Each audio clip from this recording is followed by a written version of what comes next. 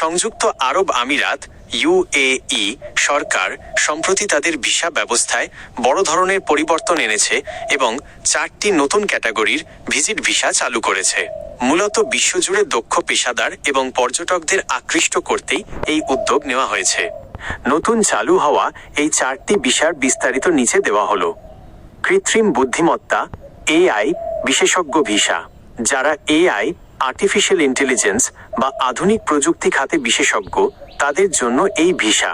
এটি পেতে হলে আমিরাতের কোনো নিবন্ধিত প্রযুক্তি প্রতিষ্ঠানের স্পন্সর বা আমন্ত্রণপত্রের প্রয়োজন হবে। এটি একক বা একাধিকবার প্রবেশের সিঙ্গেল অর মাল্টিপল এন্ট্রি জন্য দেওয়া হতে পারে। 2. বিনোদন এন্টারটেনমেন্ট ভিসা।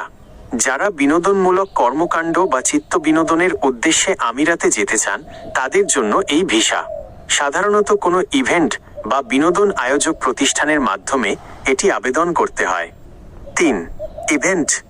Events visa.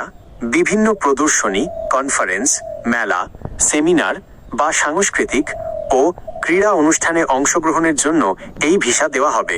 এই ভিসার জন্য আবেদন করতে সংশ্লিষ্ট অনুষ্ঠানের আয়োজক প্রতিষ্ঠানের আমন্ত্রণপত্র প্রয়োজন। 4. ক্রুজ এবং নৌ পর্যটন ভিসা।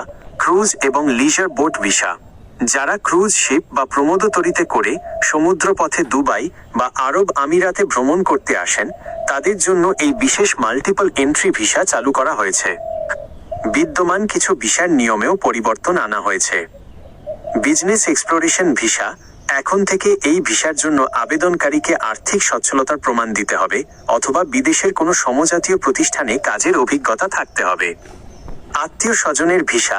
এখন থেকে দুবাইয়ে বসবাসরত কোনো প্রবাসী তার আত্মীয়কে নিতে চাইলে নির্দিষ্ট আয়ের সীমা পূরণ করতে হবে।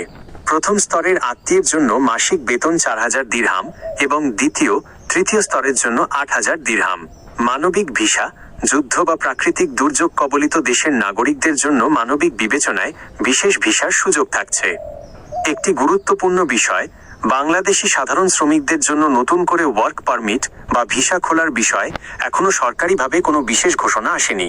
তবে উল্লিখিত বিশেষ ক্যাটাগরির ভিসাগুলো নির্দিষ্ট শর্ত পূরণ করে আবেদন করা সম্ভব। আপনি কি বিশেষ কোনো ক্যাটাগরির ভিসা বা আবেদন প্রক্রিয়া সম্পর্কে আরও জানতে চান?